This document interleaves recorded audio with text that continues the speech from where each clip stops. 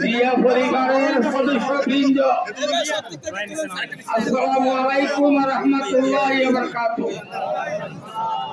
আমি সর্বপ্রথম মহান রব্বুল আলামিনের শুকরিয়া আদায় করছি যে আল্লাহ রব্বুল আলামিন আমাদেরকে এই দুনিয়ায় সৃষ্টি করেছেন এবং আজকের এই বিজয় র্যালি করার জন্য আমাদেরকে সুযোগ দিয়েছেন। আল্লাহর কাছে কৃতজ্ঞতা প্রকাশ করে আমি আমার বক্তব্য শুরু করছি। প্রিয় পরিবারবাসী, জিয়া পরিবারের সদস্যবৃন্দ, ভাই ও বোনেরা, আসসালামু আলাইকুম ওয়া রাহমাতুল্লাহি ওয়া বারাকাতুহু।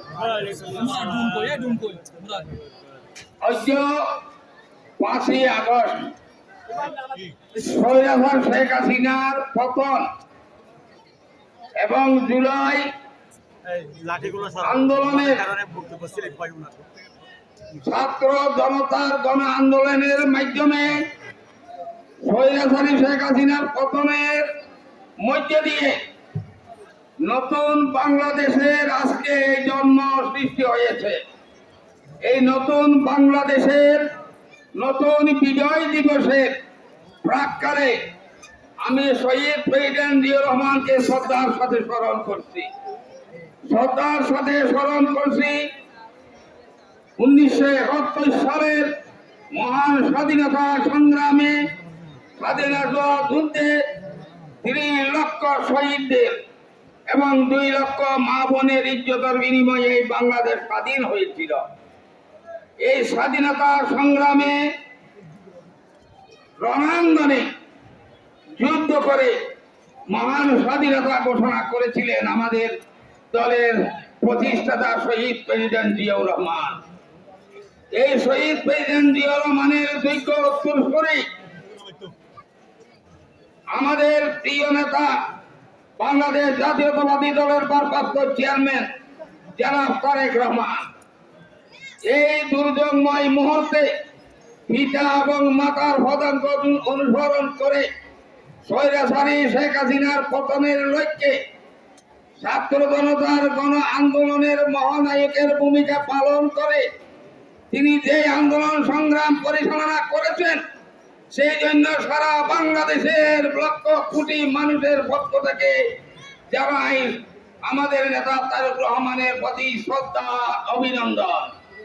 প্রিয় ভাইয়া, তারেক রহমানের নেতৃত্ব না হলে আজকে এই স্বৈরাচারী শেখ হাসিনার পতন ঘটানো সম্ভব হতো না।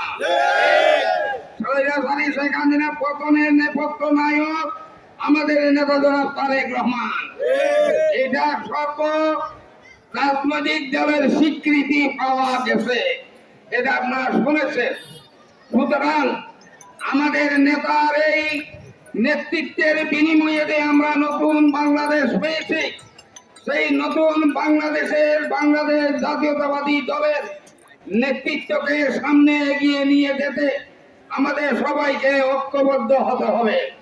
আমাদের সবাইকে এক ছাতার মধ্যে এসে আমাদেরকে পতাকার মধ্যে ঐক্যবদ্ধ রাজনীতির মাধ্যমে দেশ ও জাতির খেদমত আমাদের করতে হবে। প্রিয় ভাইরা, জুলাই আন্দোলনে, গণতান্ত্রিক আন্দোলনে, ছাত্র জনতার আন্দোলনে যারা শহীদ হয়েছেন তাদের রুহের মাগফিরাত কামনা করছি। আল্লাহর কাছে প্রার্থনা করি, আল্লাহ তুমি তাদেরকে জান্নাতুল ফেরদৌস নসিব করো, তাদেরকে শহীদি দরজা দান করো এবং যারা অসুস্থ আহত হয়েছে তাদেরকে সুস্থতা দান করো। এবং বাংলাদেশের যে নতুন দিনের সৃষ্টি হয়েছে, এই নতুন দিনকে সামনে রেখে আগামী নির্বাচনের লক্ষ্যকে সামনে রেখে আমাদের নেতা জনাব তারেক রহমান এবং ইন্টারিয়াম গভর্নমেন্টের প্রধান উপদেষ্টা জনাব ডক্টর মোহাম্মদ ইউনূসের সাথে লন্ডনের যেই কথা হয়েছে সেই কথা বাস্তবায়ন করার জন্য আজকের এই বিজয় দিবসের মহাসমাবেশ থেকে আমরা জোর দাবি জানাচ্ছি।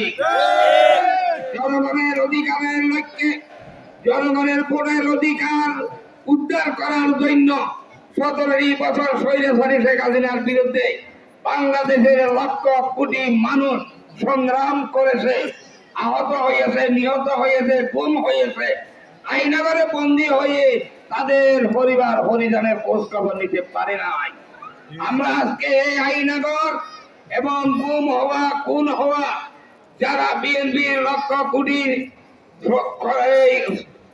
নেতৃবৃন্দ হয়েছেন তাদেরকে আমরা শ্রদ্ধার সাথে স্মরণ করছি। মধ্যে নির্বাচন দিয়ে জনগণের ভোটাধিকার ফিরিয়ে দিয়ে জনগণের ভোটের মাধ্যমে জনপ্রতিনিধি নির্বাচন করে জনগণের সরকার গঠন করার সুযোগ দেওয়ার জন্য ইন্ডিয়ান গভর্নমেন্টের প্রতি জোর দাবি জানাচ্ছি। আমি আজকের এই বিজয় দিবসে যারা উপস্থিত হয়েছেন ফরিয়া সর্বস্তরের জনগণ সবাইকে আন্তরিক শুভেচ্ছা অভিনন্দন জানিয়ে আগামীতে আমাদের আন্দোলন সংগ্রামে যে কোনো কার্যক্রমে বিএনপির পতাকা তলে সবাই ঐক্যবদ্ধ হয়ে এই ফরিয়ায় সবাই একটি যুগান্তকারী যে আমরা আন্দোলন সৃষ্টি করব এবং যুগান্তকারী আমরা এবং আগামী 6 তারিখে আগামীকাল জেলার পক্ষ থেকে চট্টগ্রাম উত্তর দক্ষিণ মহানগরীর উদ্যোগে নিউ মার্কেট সেই শহীদ চত্বরে বিরাট বিজয় মিছিল শুরু হবে। সেই মিছিলে চট্টগ্রাম দক্ষিণ জেলার আওতাধীন সকল উপজেলা পৌরসভা